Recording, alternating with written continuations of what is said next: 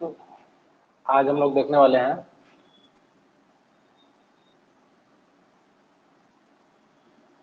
Speed control of DC Motors. Speed control of DC Motors अपने को देखना है। तो speed control of DC Motors के लिए अपने देखते हैं, अपने पास एक फार्मूला है E equals to V minus I A R है, और एक और फार्मूला हमने E का लिखा हुआ है K फाई ओमेगा एम। यहाँ रखते हैं V minus I A R है, यहाँ से हम ओमेगा एम लिखेंगे तो ये हो जाएगा V minus I A R A upon K phi. यहाँ पर हमने स्पीड के लिए एक फॉर्मूला निकाल लिया हुआ है, omega M is equals to V minus I A R upon K phi.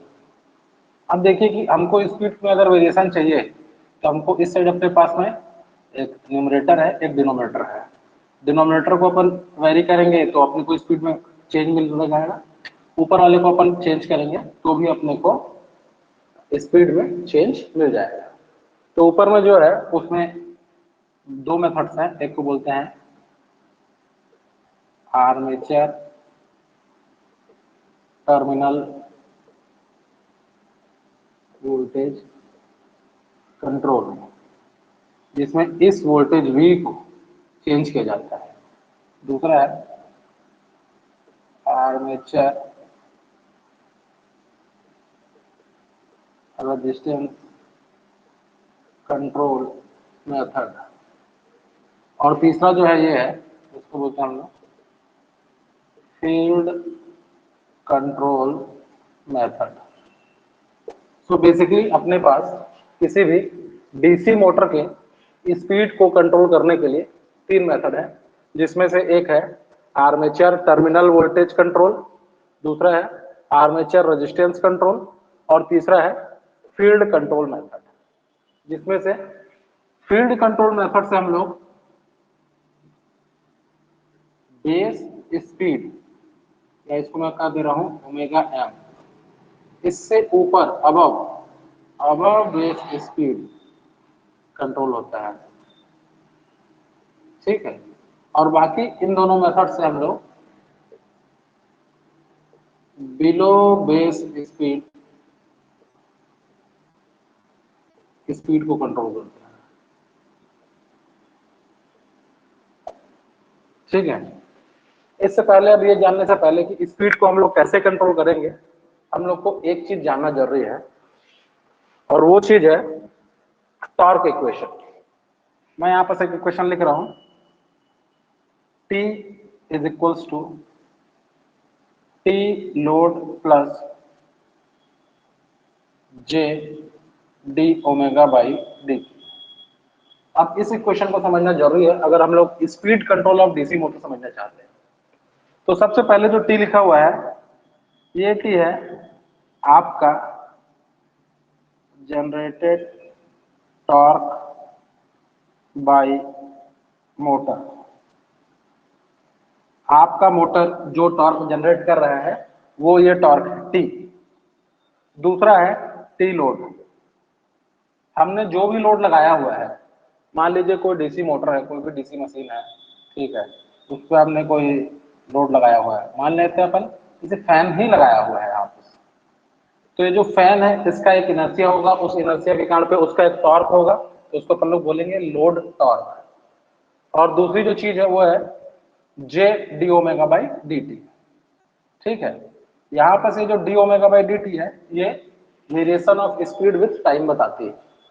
अगर किसी मशीन में मशीन अभी कांस्टेंट है तो D omega by D T क्या हो जाएगा, 0। So T is equals to T load. इस वाले कंडीशन में जो मशीन है वो एक कांस्टेंट स्पीड से घूमेगी। अब अगर D omega by D T positive होता है तो इसका मतलब है कि मशीन जो है वो एक्सेलरेट करेगी, मतलब उसका स्पीड बढ़ेगा। और अगर D omega by D T negative होता है तो इसका मशीन डी एक्सेलरेट करेगी और स्पीड जो होगा वो कम होगा। तो हमने अभी देखा कि हमारे पास speed control of DC motor के लिए, स्पीड के लिए हम लोगों ने v is equal to V minus I R है अपने पास फॉर्मूला। उसमें हमने एक ही जगह पे के फाइव ओमेगा में लिखा है, जो हमने पहली क्लास में निकाल चुके थे। यहाँ से हमने ओमेगा एम या स्पीड के लिए फॉर्मूला निकाला है v minus I are A upon K five. यहाँ से हम लोग देख रहे हैं कि अपने पास वेरिएशन के लिए यहाँ पास तीन चीजें हैं। पहला है वोल्टेज, जिसको हम लोग वेरी करेंगे तो उस मेथड को हम लोग कहेंगे आर्मेचर टर्मिनल वोल्टेज कंट्रोल। दूसरा ये आर ए है रेजिस्टेंस आर्मेचर का, जिसमें हम लोग वेरिएशन करेंगे उसको हम लोग कहेंगे आर्मेचर रेजिस्टेंस कंट्रोल मेथड। और तीसरा मेथड है नीचे फाई को हम लोग कम करेंगे, इसको हम लोग बोलेंगे फील्ड कंट्रोल मेथड। नीचे जो फील्ड है इसको हम लोग कम करेंगे तो अपन वहां जो स्पीड है, जो भी बेस स्पीड है उससे अब में हम लोग क्या बोलते हैं स्पीड को कंट्रोल कर सकते हैं इस वाले मेथड से। और बाकी ऊपर जो दो मेथड है उनसे हम लोग क्या करेंगे, स्पीड को कंट्रोल करेंगे बिलो बेस स्पीड। जो भी बेस स्पीड है उससे कम पे हमको स्पीड को कंट्रोल चाहिए तो हम लोग इन दोनों मेथड्स का यूज करेंगे। अब हम लोग देखेंगे कि इन मेथड्स का यूज एक्चुअल में करते कैसे हैं, और इस वाले मेथड का यूज करने से हम लोग को जो नंबर ऑफ इवेंट्स होते हैं वो कैसे होते हैं। ठीक है, तो सबसे पहले हम लोग अभी देखने वाले हैं फील्ड कंट्रोल मेथड। ठीक है,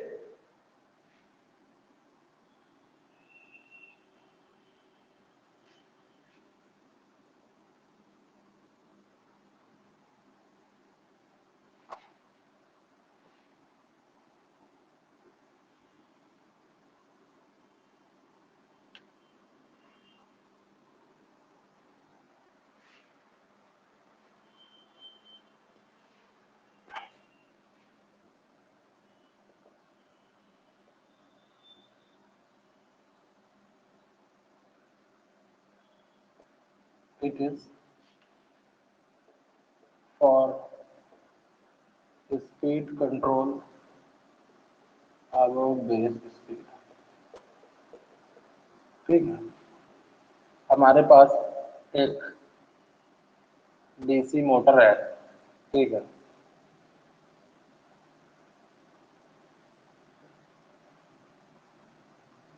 ये हो गया फील्ड, ये हो गया ये आर ए, इस पे आ रहा है करंट आई ए, इस पे आ रहा है करंट आई है, ये हो गया वोल्टेज। देखिए हमने इस पर एक रेजिस्टेंस इंट्रोड्यूस किया है जिसको हम लोग एडीजी नाम देते रहे। ये एक वेरिएबल रेजिस्टेंस है। ठीक है, तो अब जो नंबर ऑफ इवेंट्स होंगे इस वाले रेजिस्टेंस को इस फील्ड में ऐड करने से क्या क्या होंगे, और इसका जो स्पीड कंट्रोल अपने को मिलेगा वो कैसे मिलेगा, वो सब हम लोग देखते हैं। ठीक है, तो इसमें जो नंबर ऑफ इवेंट्स है, ठीक है, उसको मैं लिख रहा हूं, इसको मैं ऐसा लिखता हूं कॉज एंड इफेक्ट बिहेवियर। क्या हमने ऐड किया है और उससे अपने को क्या मिल रहा है। ठीक है, इसको बड़े ध्यान से देखेंगे क्योंकि जो जो नंबर ऑफ इवेंट्स होते जा रहे हैं उसको अगर आप एक साथ धीरे धीरे देखते जाएंगे तो आपको समझ में आएगा कि कैसे अपने को speed control above base speed मिलेगा। तो सबसे पहले हम लोग देखते हैं जो फील्ड की करंट है, फील्ड की करंट है वो हम लोगों ने क्या किया है, यहाँ पर आर एडीजी इंट्रोड्यूस किया है। आर एडीजी इंट्रोड्यूस करने से क्या होगा, जो टोटल फील्ड की करंट है वो क्या होगा, V upon R S H plus R A D J. ये हमने यहाँ पर नया इंट्रोड्यूस किया है। अब देखते हैं हम लोग क्या कर रहे हैं, एडीजी को इंक्रीज कर रहे हैं, इसकी वैल्यू को क्या कर रहे हैं हम लोग बढ़ा रहे हैं। जब हम लोग इसकी वैल्यू को बढ़ा रहे हैं, ये तो कांस्टेंट है तो इसकी वैल्यू क्या हो जाएगी, घट जाएगी। तो सबसे पहले क्या होगा, फील्ड का जो करंट है उसकी वैल्यू घटेगी। दूसरा phi flux is nothing but function of field current. तो फील्ड करंट के घटने से फ्लक्स भी घटेगा। ठीक है, फ्लक्स के बाद अपन लोग तीसरा आते हैं ई ए के इक्वेशन पे। ई ए इज नथिंग बट के फाइव ओमेगा एम। यहाँ पर हम लोग देख रहे हैं कि फाई घट रहा है, फाई के घटने से ई ए की वैल्यू भी घटेगी। ठीक है, चौथा हम लोग आएंगे आई ए पे। I A is V minus E A upon R A. यहाँ पर देखेंगे इसकी वैल्यू घट रही है, इसकी वैल्यू घट रही है तो आई ए की वैल्यू बढ़ेगी। ठीक है, अब हम लोग क्या कर रहे हैं, पांचवा इक्वेशन हम लोग देख रहे हैं। पांचवा इक्वेशन है टॉर्क का। टॉर्क का इक्वेशन है के फाई आई ए। यहाँ पर दो चीज देखने लायक है। एक चीज देखने लायक ये है कि आई ए की वैल्यू यहाँ पर बढ़ रही है और फाई की वैल्यू यहाँ पर घट रही है। तो देखिए जो एक्चुअल होता है वो ये है कि जो इंक्रीज आई ए में है फाई की तुलना में वो ज्यादा होता है। The increase in I A is much greater than the decrease in phi. ठीक है, तो ये कम है और ये ज्यादा है तो यहाँ पर टॉर्क क्या होगा, बढ़ेगा। अब हम लोग ये जानते हैं टॉर्क टी, इसको यहाँ इस इक्वेशन से भी समझ सकते हैं कि I A is V minus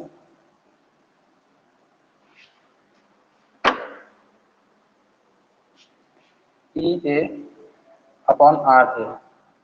इसको अगर मैं फाई के रिस्पेक्ट में डिफ्रेंशिएट कर दूं, D I A upon D phi करूं तो हो जाएगा D by D phi of V by R A minus D by D phi of E A. जहाँ इस ए को मैं ए फाई ओमेगा एम लिख सकता हूँ, ये तो जीरो हो जाएगा, ये हो जाएगा D by D phi of के फाई ओमेगा एम।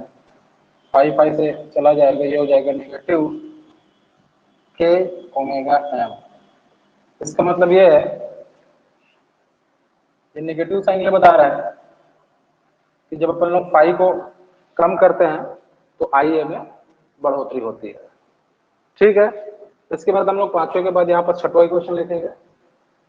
छठवां इक्वेशन ये है T minus T load is equals to J D omega by D T. चूंकि हम लोग यहाँ पर सभी देख चुके हैं, थोड़ा सा मेरे को इसको रब करना पड़ेगा। ठीक है, या फिर इधर थोड़ा सा मैं लिखता हूँ, यहाँ तक बोर्ड दिख रहा है। ठीक है, छठवां हम लोग ये देख चुके हैं कि टी बढ़ रहा है तो टी बड़ा हो जाएगा टी लोड से। ठीक है, टी बड़ा होगा टी लोड से, तो यहाँ पर जो इक्वेशन है सातवां, छठवां हमने लिख दिया, आठवां। So D omega by D T is T minus T load upon J, जो कि आएगा पॉजिटिव, और D omega by D T positive है, इसका मतलब स्पीड में होगा इंक्रीमेंट और ओमेगा एम जो है वो बढ़ेगा। ओमेगा एम बढ़ेगा। तो अब बात आती है कि ओमेगा एम कब तक बढ़ेगा। तो 90वें नंबर पे हम लोग देखते हैं, फिर से हम लोग आ जाते हैं इस वाले इक्वेशन पे, E is equals to K phi omega M.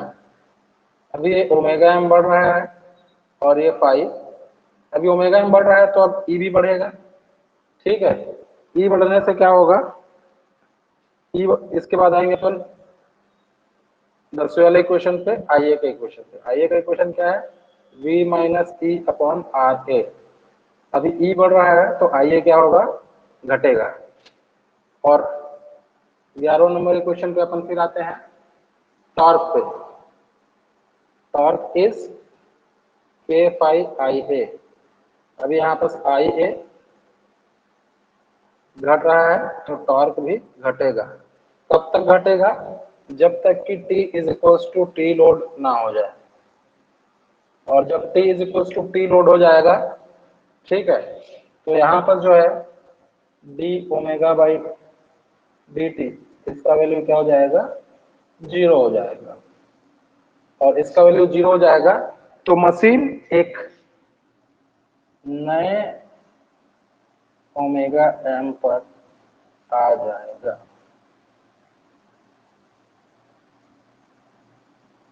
ठीक है, अभी फिर से शुरू से सीक्वेंस ऑफ इवेंट्स को देखिए। सबसे पहले हमने क्या किया, इस फील्ड में एक रेजिस्टेंस ऐड किया, आर एडीजे नाम दिया हमने इसको, जो कि एक वेरिएबल रेजिस्टेंस है। इस रेजिस्टेंस की वैल्यू हमने बढ़ाई, इसकी वैल्यू बढ़ाने से क्या हुआ, हमारा फील्ड का करंट कम हुआ। फील्ड का करंट कम हुआ, हम लोग जानते हैं कि जो फाई है वो फंक्शन है इसका फील्ड के करंट का। फील्ड का करंट कम होने से क्या हो गया, ये फाई कम हो गया। फाई के कम होने से हम लोग ये जान रहे हैं ई इज के फाई ओमेगा एम, फाई कम हो गया तो ई भी कम हो गया। फिर हम लोग देखते हैं I A is equal to V minus E upon R A, E कम हो रहा है तो आई ए क्या हो जाएगा, ज्यादा हो जाएगा। फिर हम लोग देखते हैं torque is equal to K phi आई ए, यहाँ पर फाई कम हो रहा है आई ए ज्यादा हो रहा है, लेकिन जो आई ए जो है वो बहुत तेजी से बढ़ रहा है, उसके मुकाबले फाई उतनी तेजी से कम नहीं हो रहा है। तो हमने लिखा है the increase in I A is much greater than the decrease in phi, तो इसलिए यहाँ पर टॉर्क की वैल्यू बढ़ी। और की वैल्यू बढ़ने के बाद में हम लोग जानते हैं कि T minus T load is J D omega by D T. यहाँ पर जो टी है वो टी लोड से ज्यादा हो गया है, तो जो D omega by D T होगा उसका फॉर्मूला हो गया one by J T minus T load, और टी बड़ा है टी लोड से, इसलिए ये वैल्यू क्या आ जाएगी, पॉजिटिव होगी। इस वैल्यू के पॉजिटिव होने से क्या होगा, ओमेगा एम बढ़ेगा। अब जब स्पीड बढ़ेगा तो स्पीड के बढ़ने से क्या होगा, is equal to K phi omega M से। अभी ये ओमेगा एम बढ़ रहा है तो अब ई भी क्या होगा, बढ़ेगा। ई के बढ़ने से आई ए क्या होगा, घटेगा। आई ए के घटने से क्या होगा, टॉर्क क्या होगा, घटेगा।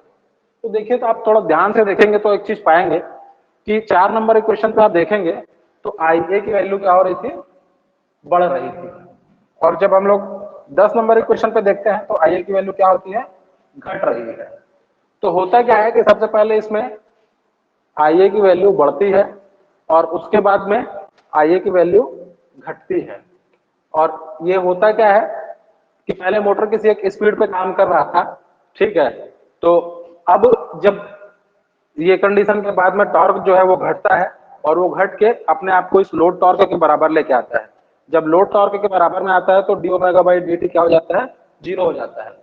और मशीन अपने स्पीड को सेट करके नए स्पीड पर लेके आती है, जहां पर T is equal to T load होता है, और नए स्पीड पर T is equal to T load होने के कारण पे D omega by D T का मान जीरो हो जाता है। और फिर उस मशीन में और एक्सीलरेशन या डी एक्सीलरेशन नहीं होता है और फिर मशीन उस नए वाले स्पीड पर घूमना चालू कर देता है।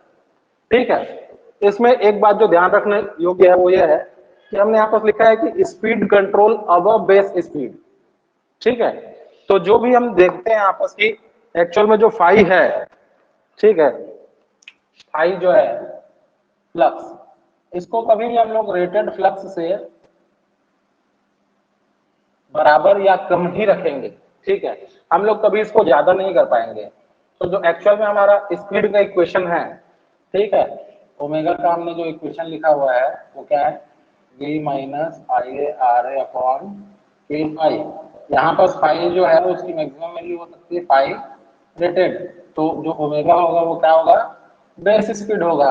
अब हम लोग उससे कम करेंगे तो अपने को क्या मिलेगा, इसको हम लोग फाई रेटेड से कम करेंगे तो ओमेगा की वैल्यू क्या होगी, ज्यादा होगी। इसलिए हमने क्या लिखा हुआ है, अबव बेस स्पीड। तो ये था सबसे पहला मेथड जिसको हम लोग फील्ड कंट्रोल मेथड बोलते हैं।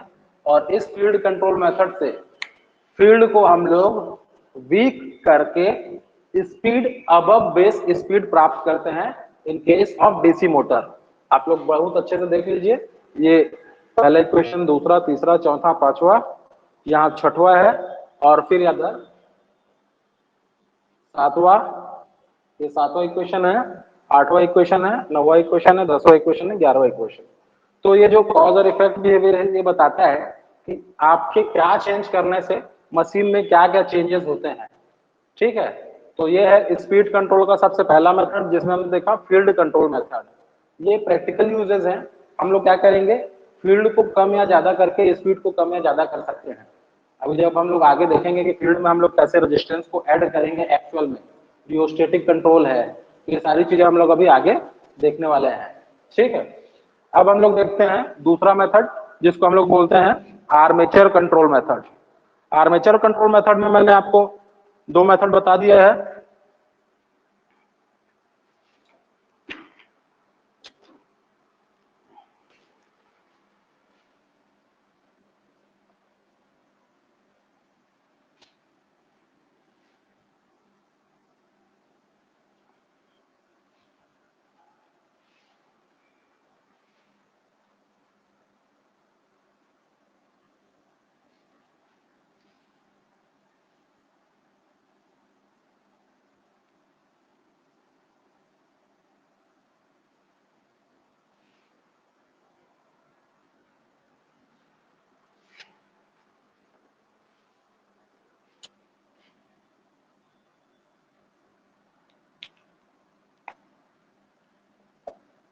दूसरा इज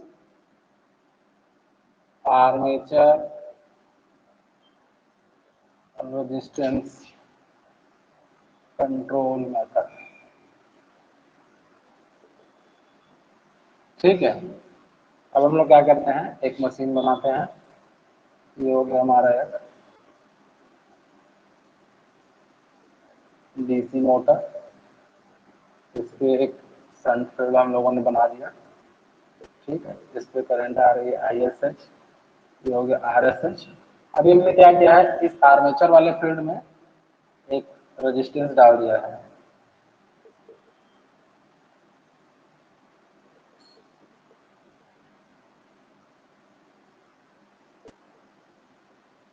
यहाँ पर इस नए वाले रेजिस्टेंस को हमने R एक्सटर्नल नाम दे दिया है। ठीक है, अब जैसा कि हम लोग जानते हैं omega M is V minus I A. अभी RA के जगह पे हो जाएगा RA प्लस R एक्सटर्नल। तो यहाँ मैं लिख देता हूँ RA प्लस R एक्सटर्नल। ठीक है, अपॉन में हो जाएगा K। इसको मैं थोड़ा सा अलग करूँ तो ये हो जाएगा V upon K five minus RA plus R external upon K five into I ए।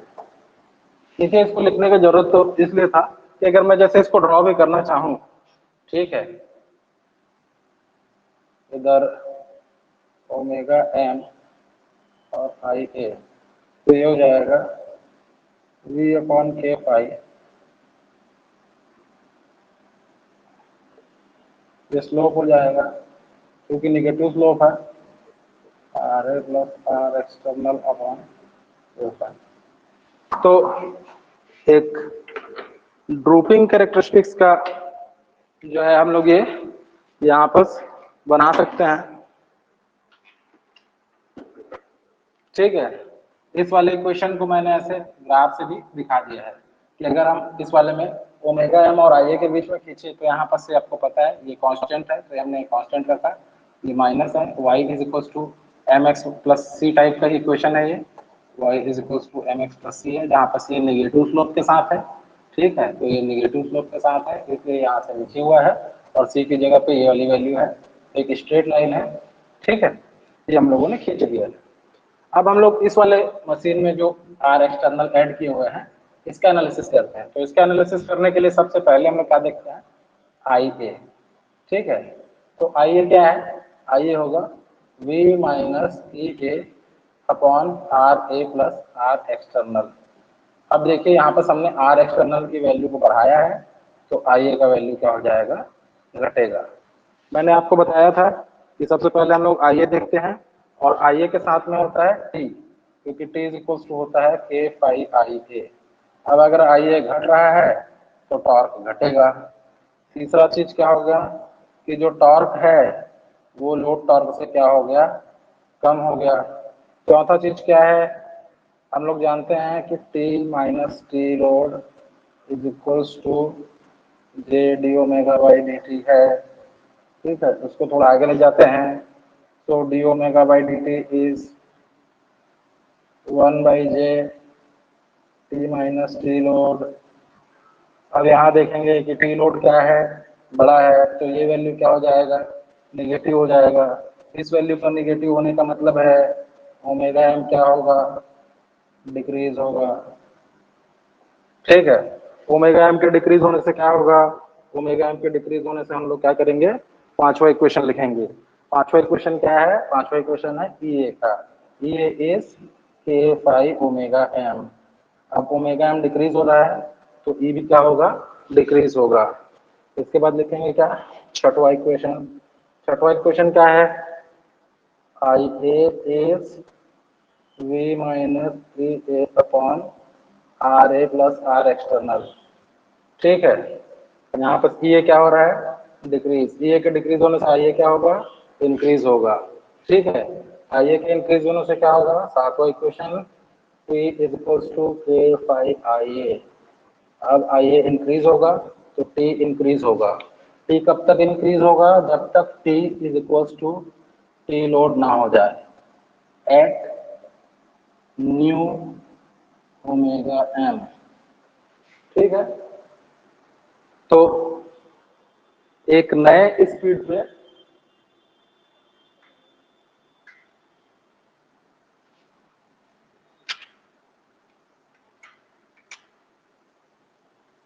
ठीक है, एक नए स्पीड पे नए ओमेगा पे, ठीक है, आपका जो टी है वो लोड टॉर्क के बराबर होगा।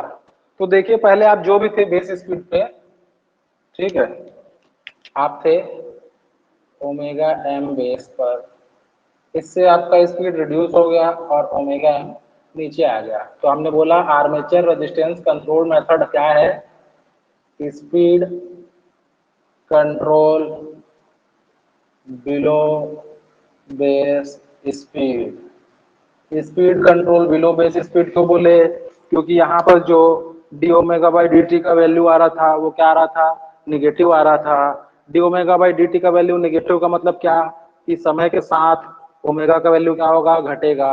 ओमेगा का वैल्यू घटेगा इसका मतलब क्या हो रहा है, डिएक्सेलरेशन हो रहा है। ओमेगा का वैल्यू घट के आपका क्या हो रहा है, टॉर्क घट रहा है। और टॉर्क घट के एक नए वाले टॉर्क पे आया, जहां पर आपके जो जनरेटिंग टॉर्क है वो लोड टॉर्क के बराबर हुआ स्पीड कम करने पर।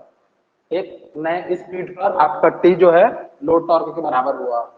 तो देख सकते हैं आर्मेचर रेजिस्टेंस कंट्रोल मेथड से हमको जो स्पीड का कंट्रोल मिलता है वो बेस स्पीड से कम पर मिलता है। ठीक है, तो अभी हम लोगों ने दो मेथड देखा, एक हम लोगों ने देखा फील्ड कंट्रोल मेथड, दूसरा हम लोगों ने देखा आर्मेचर रेजिस्टेंस कंट्रोल मेथड।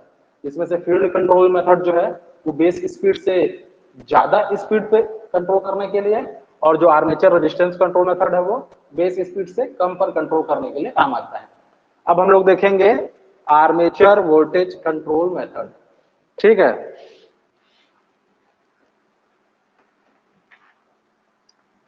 जो नेक्स्ट मेथड है उसको हम लोग बोलेंगे armature terminal voltage control method. तो मैं इस वाले चीज को अभी रब करता हूं।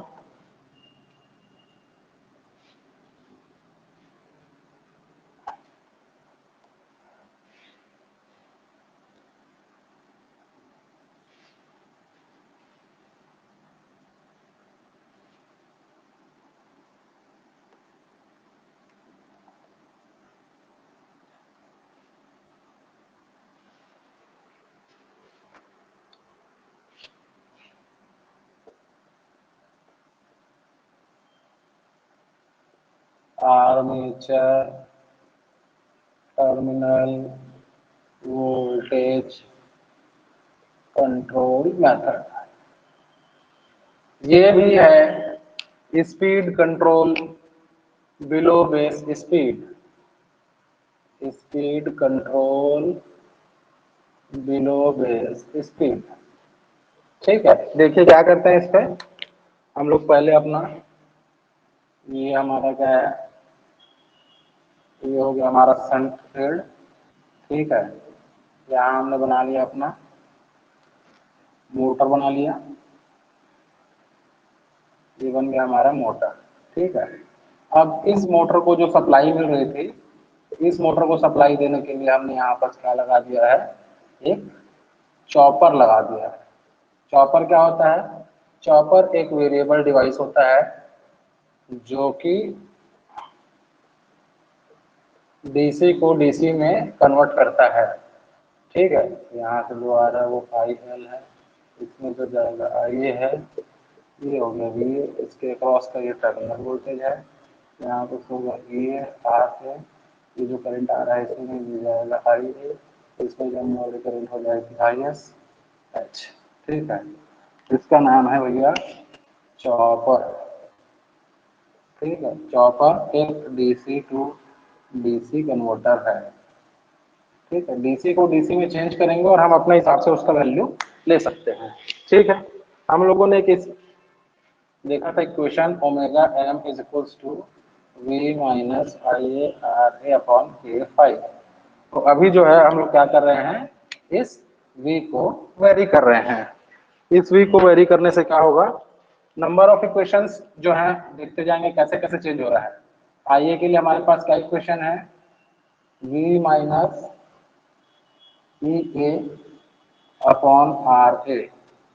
ठीक है, यहाँ पर हम लोग क्या कर रहे हैं, इस वाले वोल्टेज को हम लोग क्या कर रहे हैं, कम कर रहे हैं। वोल्टेज को कम करेंगे तो क्या होगा, आई ए कम होगा, आई ए कम होगा तो दूसरा है T is equal to K five I ए, ये कम हुआ तो ये कम होगा, इसके कम होने से क्या होगा, टी से बड़ा हो जाएगा क्या, टी लोड, इसके होने से क्या होगा, हाँ D omega by D T is 1/j T minus T load. ठीक है, यहाँ से देखो ये वैल्यू क्या हो जाएगी, नेगेटिव, इसका मतलब है ओमेगा एम डिक्रीजेस। ठीक है, इसका मतलब क्या है, अभी फिर से अपन लोग आ जाएंगे किस पे,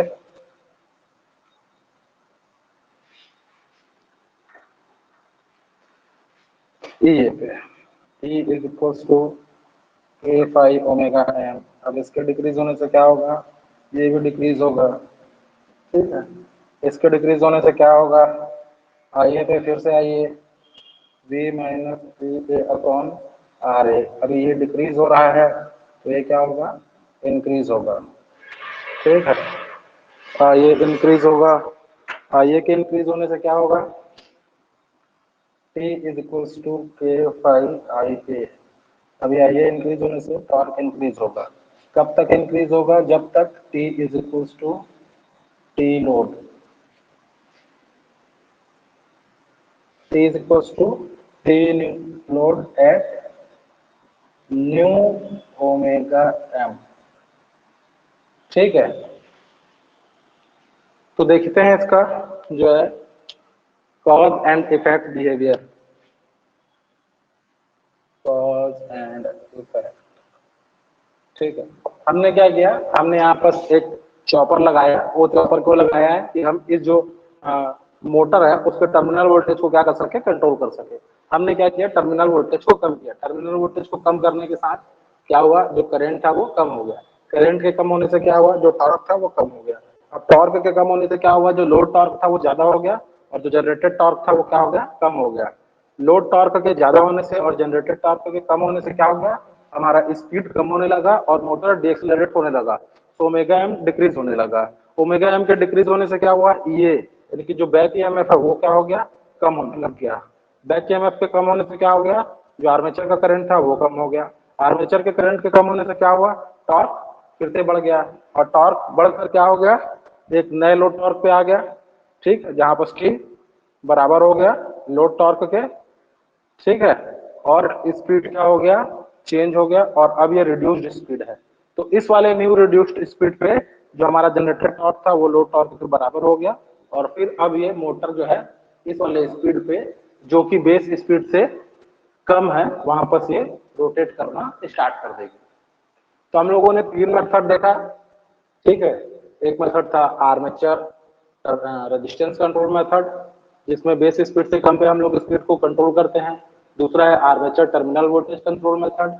ठीक है, और तीसरा है क्या बोलते हैं, field control method.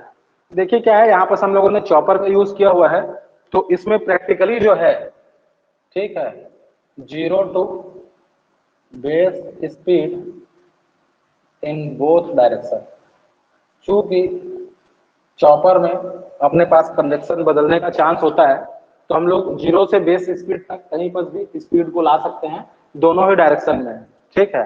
But practically हम लोग कोशिश ये करते हैं कि हम लोग उसका डायरेक्शन चेंज करके आर्मेचर का जो वाइंडिंग है उसका कनेक्शन को क्या कर लें, चेंज कर लें, ठीक है। और प्रैक्टिकली जो है वो हम लोग 10% से ज्यादा का भी ना स्पीड का वेरिएशन इस पर नहीं करते हैं, क्योंकि उसको ठंडा करने की भी जरूरत पड़ती है। तो अगर हम लोग बहुत ज्यादा इसमें स्पीड का वेरिएशन करेंगे तो मोटर कूलिंग नहीं मिल पाएगा, ठीक है। ये जो डीसी मोटर्स होते हैं ये काफी बड़े बड़े मोटर्स होते हैं, और डीसी सीरीज मोटर्स तो काफी हैवी होते हैं, तो इनको कूलिंग की भी जरूरत पड़ती है, ठीक है। तो ये 3 टाइप के मेथड्स हमने पढ़ लिए। अब हम लोग ये देख रहे हैं कि इनसे इन 3 मेथड से यूज करके हम लोग कैसे कांस्टेंट टॉर्क ड्राइव और कांस्टेंट पावर ड्राइव मिलाएंगे, प्राप्त करेंगे, ठीक है। तो ये इसको एक बार देख लीजिए। अब मैं इसको रब करूंगा, इसके बाद हम लोग आगे देखेंगे कैसे कांस्टेंट पावर ड्राइव और कांस्टेंट टॉर्क ड्राइव जो है हम लोग इससे ले सकते हैं, ठीक है। तो मैं अब इसको रब कर रहा हूं।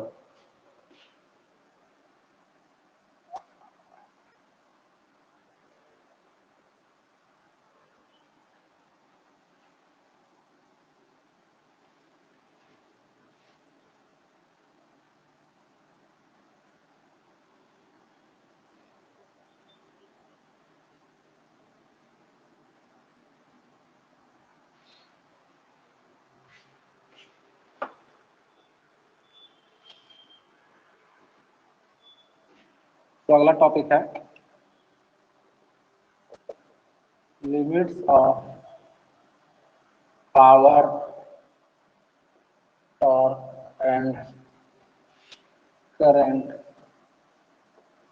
इन स्पीड कंट्रोल, ठीक है। Limits of power torque and current in speed control, ठीक है।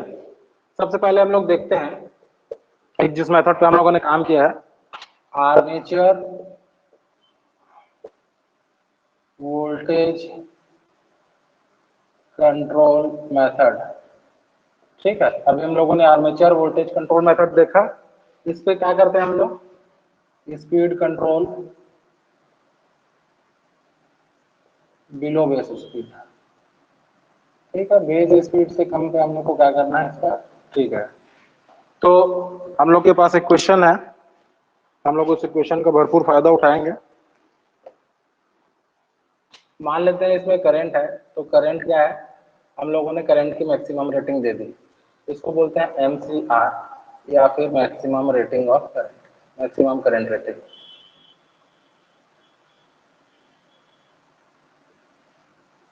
वोल्टेज में फाई तो जो है वो क्या है, कांस्टेंट है, ठीक है। हम लोगों ने इस वाले मेथड पे जिसमें हमने टर्मिनल वोल्टेज किया था, इसमें फाई को हम लोगों ने कोई चेंज नहीं किया था। वी जो है वी भी क्या रहेगा, वी रेटेड से कम या बराबर रहेगा, ठीक है। अब हमको इसमें निकालना है torque T, T is equal to K phi into I A. अभी आई ए की मैक्सिमम वैल्यू क्या है, कांस्टेंट है, तो टॉर्क क्या हो जाएगा, टॉर्क हो जाएगा अपने पास कांस्टेंट, ठीक है। क्योंकि देखिए यहाँ पर फाई की वैल्यू कांस्टेंट है, ये तो पहले से ही कांस्टेंट है, और आई की मैक्सिमम वैल्यू क्या है, एमसीआर मैक्सिमम करंट रेटिंग दे देंगे, ये भी क्या हो जाएगा कांस्टेंट। तो अपने को क्या मिलेगा, टॉर्क क्या मिलेगा, कांस्टेंट मिलेगा। इसको हम लोग जब ग्राफ में ड्रॉ करेंगे तो हम लोग देखेंगे ऐसा कि ये टॉर्क है और इधर क्या है, हम लोगों ने ओमेगा एम रखा हुआ है, ठीक है। तो टॉर्क इज कांस्टेंट, यहाँ पर मैं लिख रहा हूँ ओमेगा एम बेस, ठीक है। क्योंकि हम लोग इसमें जो कंट्रोल कर रहे हैं बेस स्पीड से कम पे कर रहे हैं, तो इसको मैं लिख देता हूँ armature terminal voltage control,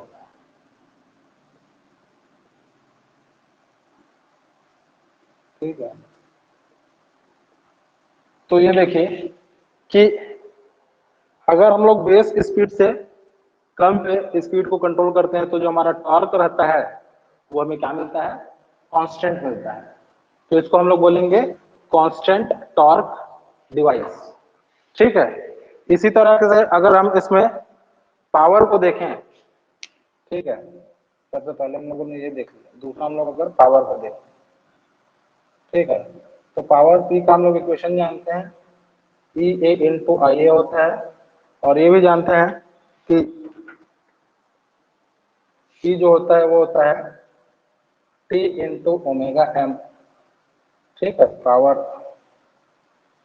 T is T. अब हम लोग जान रहे हैं कि टी क्या है, टी तो क्या हो गया भाई, कांस्टेंट हो गया। तो पी टोटली डिपेंड करेगा किस पे, ओमेगा एम पर। तो अगर हम लोग यहाँ पर इसका ग्राफ बनाएंगे टी वर्सेस ओमेगा एम, तो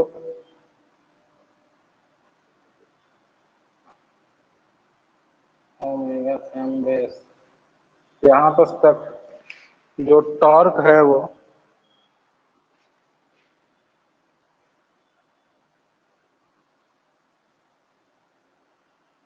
ये कांस्टेंट टॉर्क ड्राइव, ठीक है।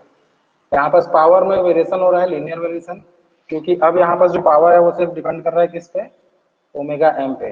पावर प्रोपोर्शनल हो गया किसके, ओमेगा एम पे। तो जैसे जैसे स्पीड बढ़ेगा वैसे वैसे पावर बढ़ेगा, कहाँ तक, ओमेगा एम बेस तक।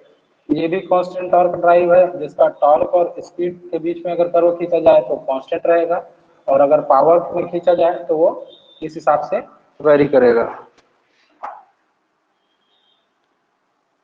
ठीक है, और इसका जो स्लोप है ये, इसको हम लोग कह सकते हैं टी मैक्सिमम, क्योंकि यहाँ पर टी जो है आई मैक्स है, सो ये it will be T max. और यहाँ पर जो हम लोग क्या लिख देंगे, टी मैक्स, अगर हम लोग टी मैक्स लिखना चाहें तो T max is T max into omega. ठीक है, तो ये दो ग्राफ हम लोग को मिल गया कि इसमें आर्मेचर वोल्टेज कंट्रोल मेथड से स्पीड में limitations of power torque and current, speed control below base speed में हमको क्या मिलेगा, बेस स्पीड से कम पे अपने को कांस्टेंट टॉर्क ड्राइव मिल गया। ठीक है, अब हम लोग देखेंगे speed control above base speed. ठीक है, एक चीज ध्यान देंगे, हम लोग बिलो बेस स्पीड चाहे अपन आर्मेचर वोल्टेज कंट्रोल मेथड से करें, चाहे आर्मेचर रेजिस्टेंस कंट्रोल मेथड से करें, हम लोग को इक्वेशन यही वाले दोनों मिलने वाले हैं, ग्राफ यही वाले दोनों मिलने वाले हैं। तो अब हम लोग करके देखते हैं speed control above base speed, और अबव बेस स्पीड करने के लिए अपने को क्या करना पड़ेगा, फील्ड मेथड का अपनाना पड़ेगा। तो मैं इस ग्राफ को मिटा रहा हूं।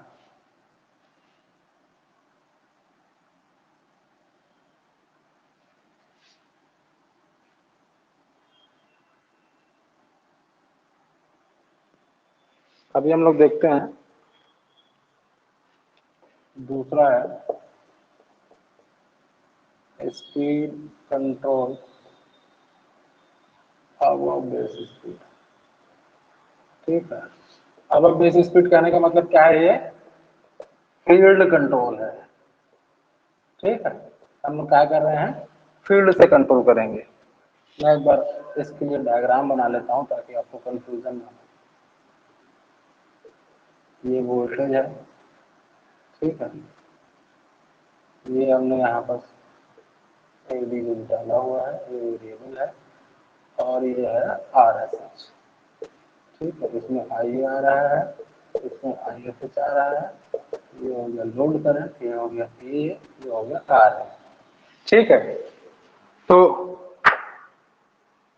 यहाँ पर देखेंगे तो जो पहला V है, V क्या है, कांस्टेंट है, क्योंकि हम लोग फील्ड कंट्रोल मेथड में कोई भी चीज जो है वोल्टेज में चेंज नहीं कर सकते या नहीं कर रहा है। दूसरा फाई जो है वो क्या रहेगा, फाई रेटेड के बराबर रहेगा या उससे कम रहेगा। मैंने आपको बताया है कि फील्ड कंट्रोल में speed control above base speed इसीलिए मिलता है क्योंकि हम लोग फाई रेटेड से ज्यादा नहीं जा सकते, हम लोग उससे कम जाएंगे तो आपको क्या मिलेगा, अबव मिलेगा।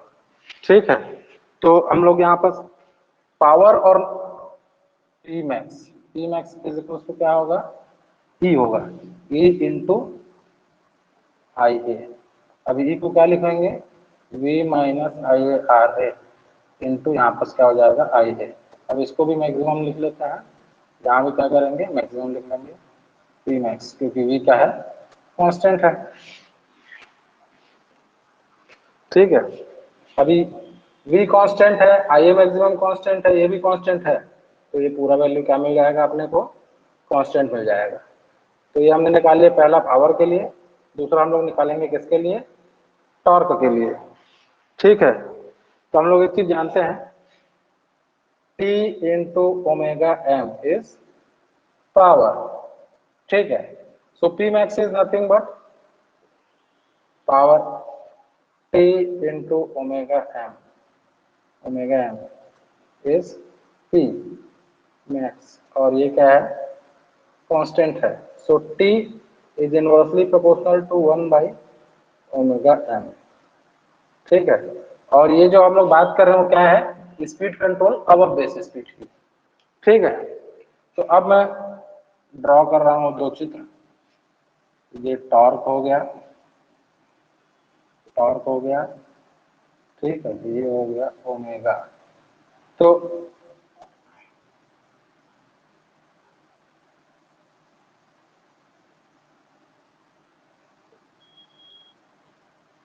Omega M base speed T. ठीक है, एक चित्र ये हो गया और दूसरा चित्र ये हो जाएगा।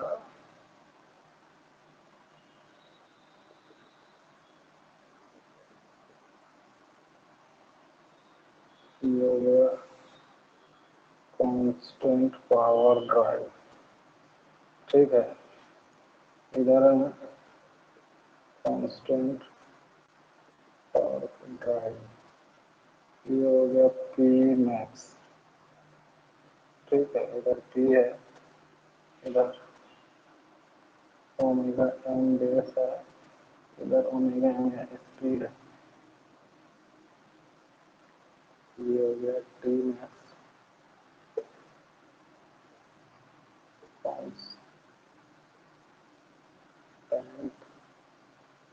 Torque drive. और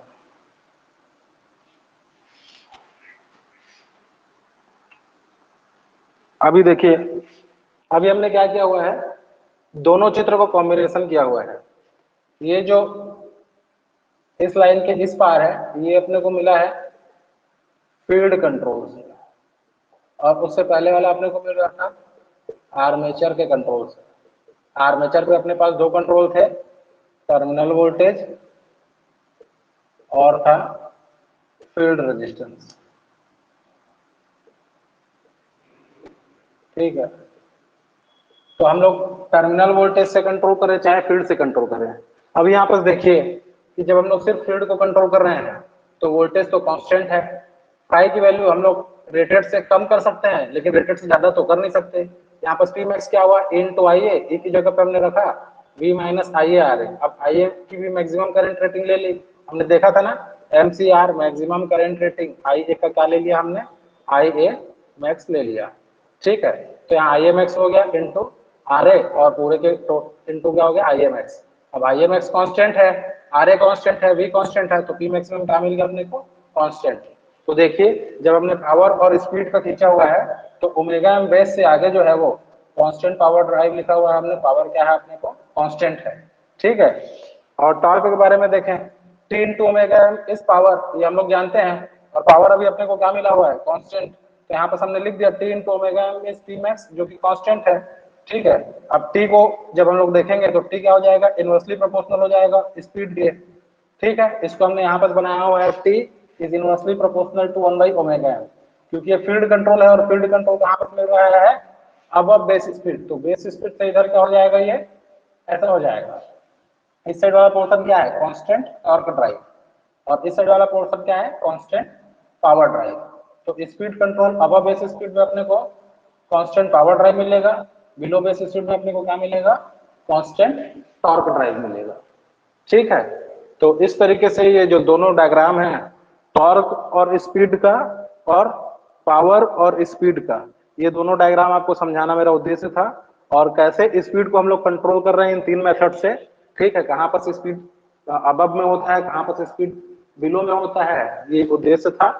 ठीक है, अब हम लोग कल देखेंगे एक्चुअल में कि कौन से मेथड्स हैं जो एक्चुअल प्रैक्टिकल मेथड्स हैं, जैसे रियोस्टेटिक ब्रेकिंग है, रीजनरेटिव ब्रेकिंग है, ये सब चीजें क्या होती है इसको देखेंगे। और फिर एक दिन हम लोग इसका कैरेक्टरिस्टिक्स का डायग्राम्स बनाएंगे, ठीक है, कि टॉर्क और करंट का कैरेक्टरिस्टिक्स क्या होता है। तो इस तरीके से 2 से 3 दिनों में जो है हमारा डीसी मशीन कंप्लीट हो जाएगा। उसके बाद हम लोग जो है इसके टीओ के पुराने क्वेश्चंस जो है वो करेंगे। ठीक है, थैंक यू।